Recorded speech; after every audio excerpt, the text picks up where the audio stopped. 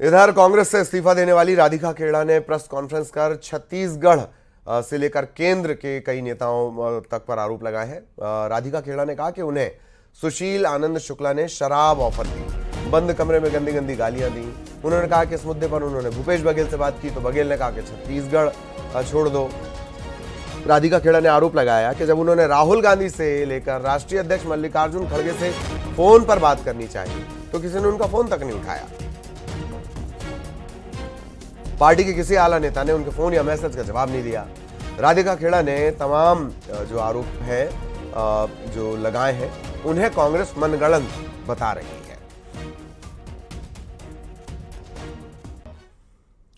कांग्रेस के प्रदेश अध्यक्ष दीपक बैज ने सिरे से राधिका खेड़ा के तमाम आरोपों को खारिज कर दिया। दीपक बैज ने कहा कि सुशील आनंद शुक्ला और राधिका खेड़ा का ये आपसी विवाद था, इसे उन्होंने पार्टी का मुद्दा बना दिया। शराब ऑफर करने के आरोपों को दीपक बैज ने मनगढ़ंत करार दिया। साथ ही राम मंदिर के नाम पर कहा कि मैं भी राम की पूजा करता हूं, जब भी मौका मिलेगा मैं अयोध्या जाऊंगा।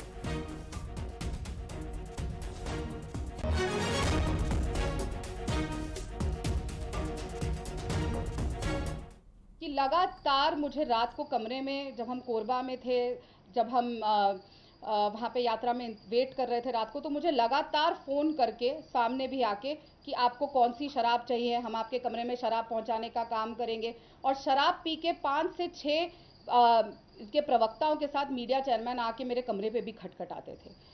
ये बात मैंने सचिन पायलट जी को भी तब कही थी, वहाँ के प्रदेश अध्यक्ष को भी, दीपक बैज जी को भी कही थी, और दिल्ली में भी जयराम रमेश जी से लेकर पवन खेड़ा जी सब तक मैंने ये बात बताई थी कि इस तरीके से भारत जोड़ो यात्रा के समय मेरे साथ किया गया। लेकिन तब भी कुछ कांग्रेस कार्यालय में आज भी आप देखेंगे, चाहे कंट्रोल रूम हो या फिर हमारा वॉर रूम हो, सभी जगह महिला कर्मचारियां आज भी काम कर रहे हैं और वो सुरक्षित हैं।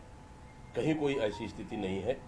कांग्रेस कार्यालय में आज तक कभी इस तरह हुआ न कभी होगा। हाँ, दोनों के बीच में, सुशील आनंद शुक्ला जी और दोनों के बीच में, ये अभी से नहीं, बहुत लंबे समय से छोटी छोटी बातों को लेकर आपस में मतभेद थी दोनों के बीच में। लेकिन उस दिन थोड़ी सी कि पीसी अरेंजमेंट को लेकर, अपना अधिकार को लेकर कि ये मेरा अधिकार क्षेत्र है, मुझे करना चाहिए। मैंने अपने घर के बाहर आके जय श्री राम का एक ध्वज लगा दिया। बस वो ध्वज लगाने की देरी थी कि आग लग गई। और उसी समय से हमारी पार्टी, मतलब जिस पार्टी में मैं पहले थी, कांग्रेस पार्टी ने मेरे से नफरत करनी शुरू कर दी। और वो तुरंत जब मैंने फोटो डाली, वीडियो डाले, तो मेरे को लगातार डांट सुननी पड़ी और लगातार बोला गया कि इसको आपने क्यों किया, क्यों तुम राम मंदिर होके आई जब चुनाव सर पे है। अपनी व्यक्तिगत झगड़े को लेकर, घर के विवाद को लेकर अगर कोई कहे कि मैं राम मंदिर पूजा करने जाते हैं, अयोध्या जाते हैं, ये तो देश के सभी नागरिक जाते हैं। समय मिलेगा दीपक बैज भी जाएगा। नहीं जा पा रहा हूं तो घर से पूजा कर रहे हैं। तो इसको जोड़कर देखना मुझे नहीं लगता है कि ये सही है। तो राधिका खेड़ा ने आरोप लगाया कि बंद कमरे में उनके साथ षड्यंत्र रचा गया और अब कुछ लोग सामने आ गए हैं। 5-6 लोग सामने आए हैं, उनमें से 2 मुस्लिम भी हैं।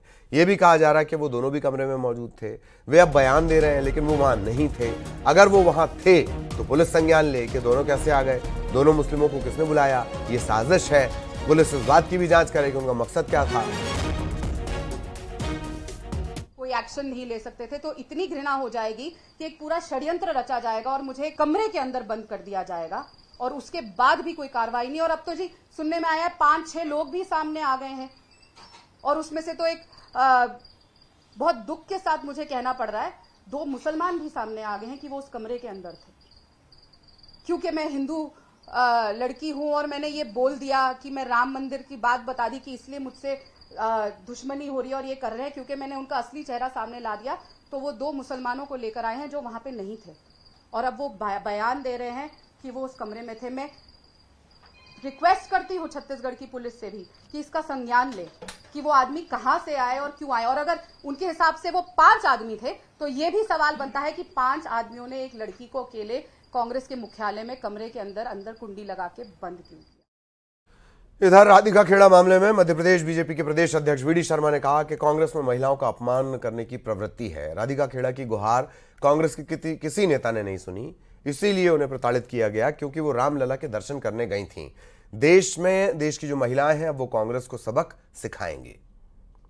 बीजेपी प्रतिनिधि वीडी शर्मा मौजूद हैं। हाँ, राधिका खेड़ा को लेकर एक आपत्ति ली और उन्होंने पार्टी भी छोड़ी है, काफी नाराज हैं, दुर्व्यवहार का भी आरोप लगाया।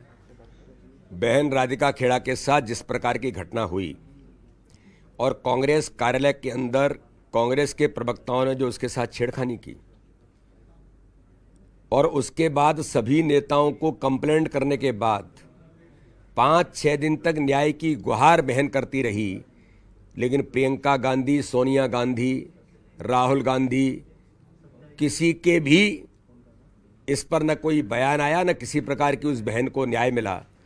तो उस बहन ने निर्णय ले लिया कि मैं अब कांग्रेस में नहीं रहूंगी।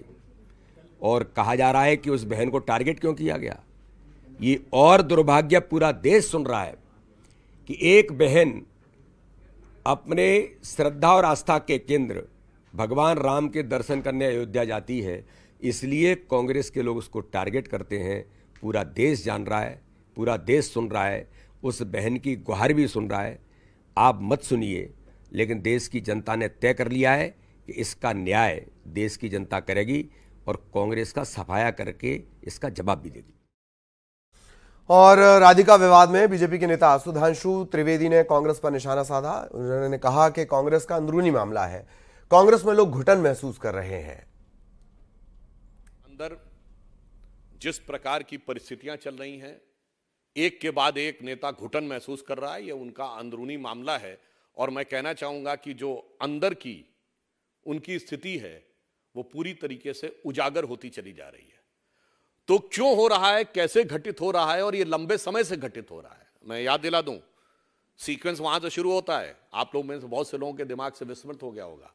अरुणाचल प्रदेश के कांग्रेस के मुख्यमंत्री कोलिको पुल, जिन्होंने आत्महत्या कर ली थी, उन्होंने अपने बयान में लिखा था कि 2 साल तक उनको मिलने का समय नहीं दिया गया, और वहां से फिर एक लंबा सीक्वेंस आज राधिका खेड़ा तक आता है। मुझे लगता है इस सवाल का जवाब कांग्रेस वालों से पूछा जाए तो ज्यादा बेहतर होगा कि आपके यहां ऐसा क्यों हो रहा है।